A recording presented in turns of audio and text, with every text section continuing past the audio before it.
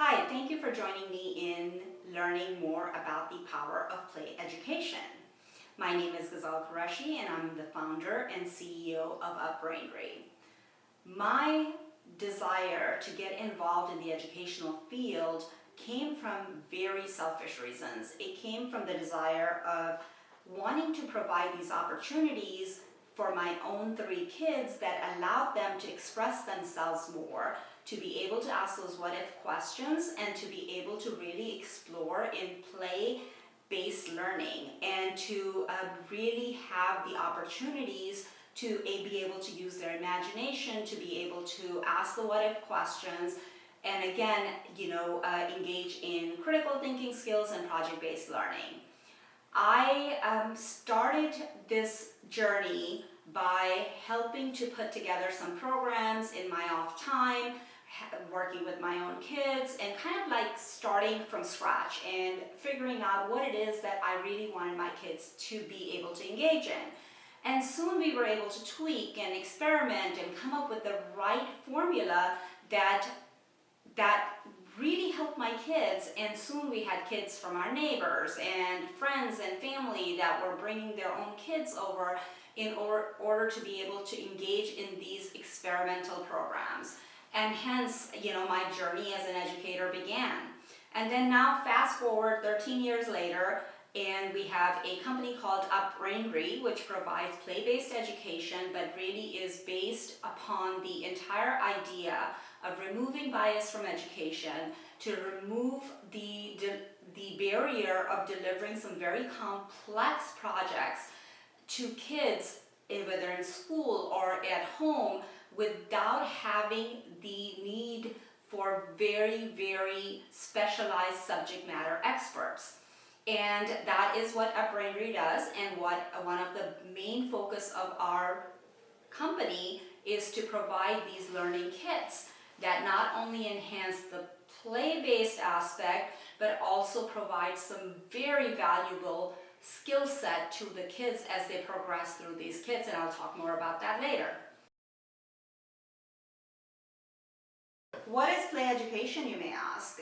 Play education is that one vital piece that has been described by educators and psychologists to allow children to make sense of the world around them. And what does that mean? It means that allowing them to explore, allowing them to be able to experiment and try different ways of putting things together is very critical in allowing them to gain those social emotional skills, to be able to mature enough cognitively, as well as being able to ask those burning questions, which we often do not allow children to ask because of the lack of time or lack of resources and things like that.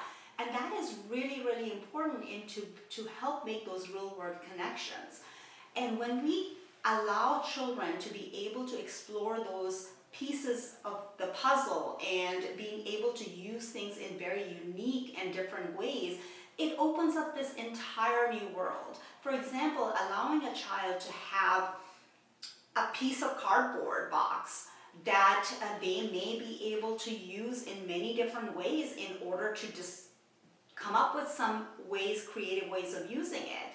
And then in one instance, they may be actually creating a dinosaur mask, or in another instance, it may be a dollhouse. But allowing those play-based learning to take place is really, really crucial in developing those real-world connections.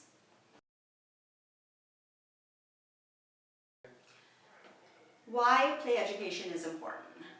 In a typical child's day, just imagine the times, how many times they're told of what not to do certain things, or how to actually complete a certain task. They're constantly being told either to follow the rules or not to do things a certain way.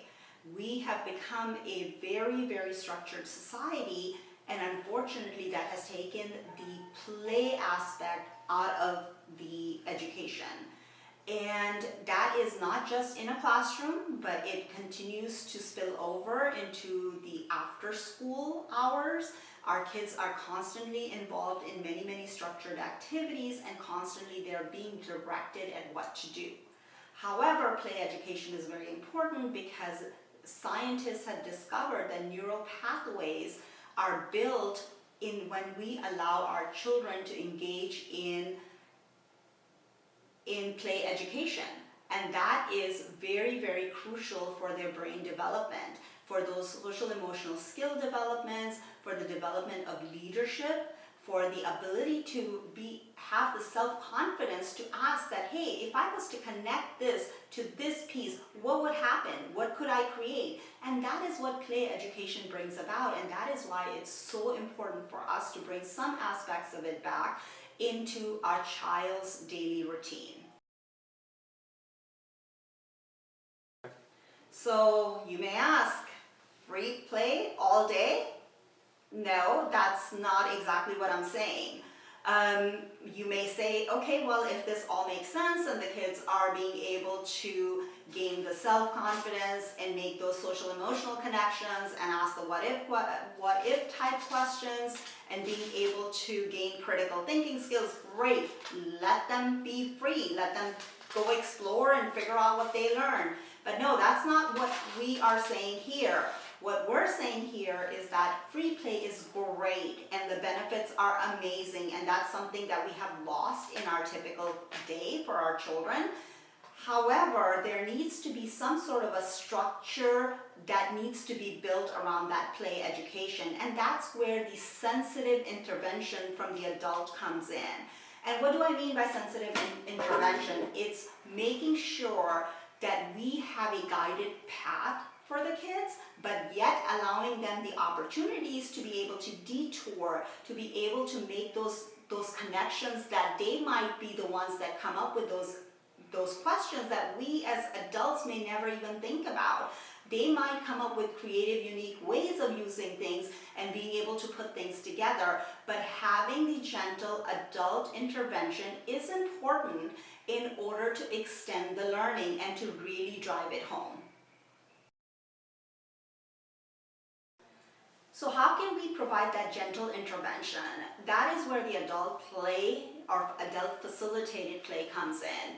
The adult facilitated play is where we're providing those gentle guidance. We're asking, maybe perhaps we're interjecting and asking those gentle questions and not detouring the kids, but also bringing home the concepts that we do want them to get out of this free play, and providing the opportunities for them to extend the learning. And that is where the adult play portion comes into the play education.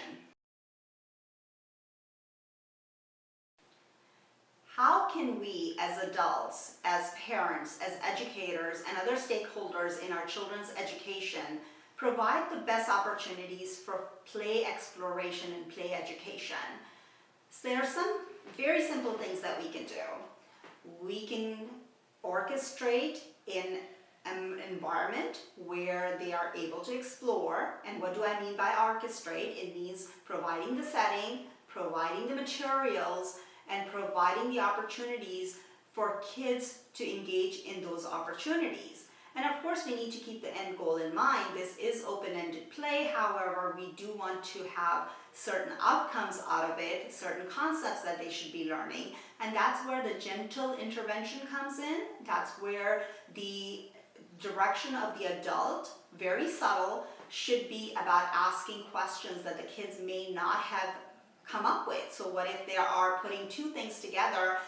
We can ask the question, so if you were to combine these two, do you think the properties of that object would now change? And providing those gentle directions would really be very beneficial in order to still allow that play education to take place, but yet we're gently directing the conversation towards some end goals. And that is a very gentle way of directing the play education. The other thing that we can do is we can role play. So we can take on the role of a child and be able to ask the questions is, what if I was to do this? What if I was to build something like this? What do you think would happen? We're not forcing the direction, but we're actually just gently massaging that conversation.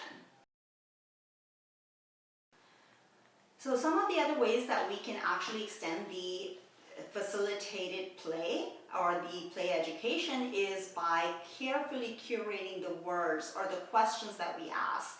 And this could be different in every circumstances. For example, if a child is playing with an open box and they decide to create a house out of it, asking questions such as, what do you think is needed in order for the people inside to have fresh air? And the natural response of a child might be to have some windows that can open. So helping to put those words and verbalize those concepts is a gentle way for us to facilitate that conversation and to extend that learning. However, we do not want to overtake that flow of information. We don't want to overtake that conversation. So there's a very fine line that you need to keep between directing the conversation and asking those questions in order to help the child learn some additional concepts, but yet letting the child be the director of this play education really takes it to the next level. So as parents and educators, what it is that we can do in order to facilitate meaningful play education without it becoming a very time-consuming task. First and foremost, what we really do need to do is gauge the interest level of our child or the children that we're working with. And what I mean by that is, for example, taking a child that is absolutely passionate about sports or baseball and allowing them to have curated materials where they can actually engage in using perhaps a stick as a baseball bat and being able to use that in many different ways would really get that interest level peaked of the child, and they would really engage in that play education much more. There are also seasonal and educational kits that are available from many different sources, and what that does is it allows you to not have to spend time in curating, building, and asking those questions, and that allows the child to be able to go through the process and be able to be engaged in that play learning. So there are many opportunities that are provided. So one of the ways that we talked about before to enhance that play learning is through kits. And one of the kits I'm going to show you is one of my personal favorites because it is fun and cool and it really engages me as an adult. So can you imagine kids? This is what is called a creepy sign kit. And once it's assembled, what does it do? It detects motion, it detects how far away somebody is, and then you see that cool eye movement. And I don't know if you could hear the sound, but there was a creepy kind of sound that came out of it. And what it is that we're teaching kids with this, we're teaching kids that, look, there are real-world applications for using servo motors, for using ultrasonic sensors. How are ultrasonic sensors used? Ultrasonic sensors are used in real world. If you look around you, there it goes again. But it's used in the world around us by, I'm going to step away a little bit, by dolphins and bats in order to assess how far away something might be from them. That is a very cool use of an ultrasonic sensor, and that's where we get that from the real world. One of the examples that I personally saw through play education and using ultrasonic sensors is for a child to instantly make that connection saying, hey, wait, we can use the ultrasonic sensors to help those visually impaired and allow them and maybe perhaps build a cane or glasses that has these ultrasonic sensors on them that would actually measure how far away they are from an obstruction.